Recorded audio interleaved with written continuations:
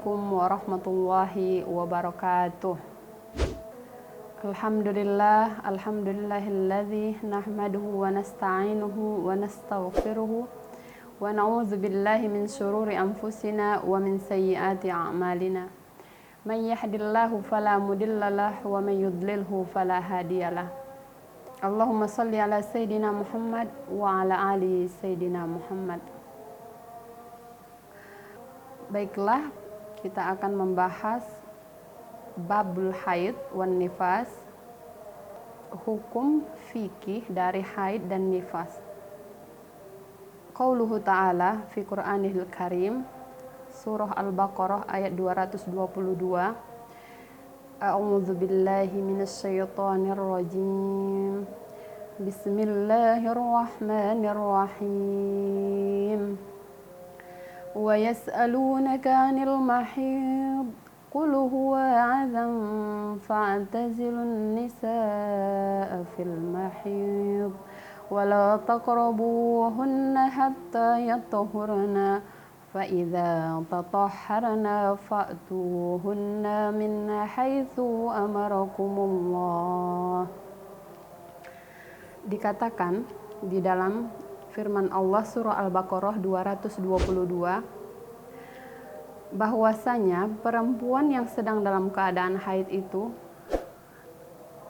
jangan didekati oleh suaminya, dan tinggalkanlah istri-istrimu ketika mereka dalam keadaan haid, wala taqrabuhunna, dan jangan didekati, hatta yatuhurna, sampai mereka dalam keadaan suci, selesai dari haidnya. Fa idza tatahharna, kalau mereka sudah bersuci, fa'tuhunna min haitsu amarakumullah, maka datangilah istri-istrimu, wahai para suami, min haitsu amarakumullah, seperti yang diperintahkan oleh Allah Subhanahu wa ta'ala. Haid adalah darah yang keluar dari seorang perempuan dalam keadaan yang dia itu tabi'i, yakni ala wajhi sihha. Damun yakhruju ba'da bulughil mar'ati min aqsa rahimiha bisyurutin ma'rufatin. Jadi darah haid ini adalah darah yang keluar karena seseorang perempuan itu memang dalam keadaan yang sehat, fi sihha, ala sabilis sihha. Sedangkan nifas adalah darah yang keluar dari seorang perempuan bisa babil wiladah, karena setelah melahirkan. Selanjutnya muddatul haid. Haid aqallul haid yaumun wa lailatun. Paling sedikit haid itu adalah 1 hari 1 malam. Wa aktsaruhu 15 yauman. Paling banyak haid itu adalah 15 hari.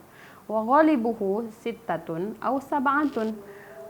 Jadi minal adah, perempuan, kebanyakan dari perempuan itu haidnya sebanyak 6 hari atau 7 hari.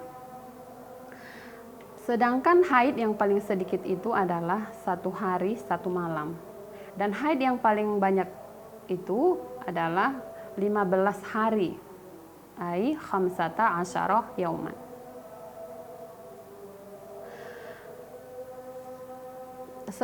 Sedangkan aqallut tuhri bainal haidatain 15 yauman. Antara haid yang satu dengan haid yang dua, perantaranya itu sekitar 15 hari. Ada beberapa hal yang diharamkan bagi perempuan yang sedang dalam keadaan haid dan nifas. Yang pertama itu sholat. Perempuan sedang dalam keadaan haid dan nifas dilarang untuk mengerjakan sholat, dan bagi mereka tidak wajib untuk mengqadha sholat tersebut. Yang kedua, as-saumu yakni puasa. Berpuasa Senin Kamis ataupun berpuasa pada syahrul Ramadan. Perempuan haid dan nifas dilarang bagi mereka untuk mengerjakan puasa, puasa Senin Kamis ataupun puasa Ramadan. Sedangkan puasa di bulan Ramadan bagi perempuan yang haid ataupun nifas wajib bagi mereka untuk mengqadanya setelah Idul Fitri, ba'da Idul Fitri. Terus yang ketiga, dilarang bagi perempuan haid dan nifas untuk membaca Al-Qur'an. La yaqra'u al-junub walal haid syai'an minal Qur'an. Dan yang keempat adalah lamsul mushaf biqaulihi ta'ala la yamassuhu illal mutahharun. Jadi yang keempat ini tidak usah memegang Al-Qur'an. Dan yang kelima adalah wadukhulul masjid, bagi wanita yang haid dan nifas dilarang untuk berdiam diri di masjid. Yang keenam adalah tawaf. At-tawaf bagi perempuan yang haid dan nifas dilarang untuk bertawaf di Baitullah. Yang ketujuh, al-wudu wal istimta' fi ma baina surrati war rukbah. Bagi wanita haid yang sedang haid ataupun nifas dilarang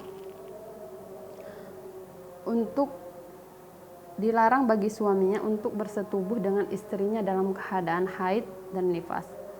Qauluhu ta'ala fi Qur'anihil Karim, fa'tazilun nisaa fil mahid. Al-Baqarah ayat 222. Maka bagi laki-laki ataupun bagi suami dilarang untuk menggauli istrinya ataupun menyetubuhi istrinya sedangkan perempuan itu sedang dalam keadaan haid dan nifas.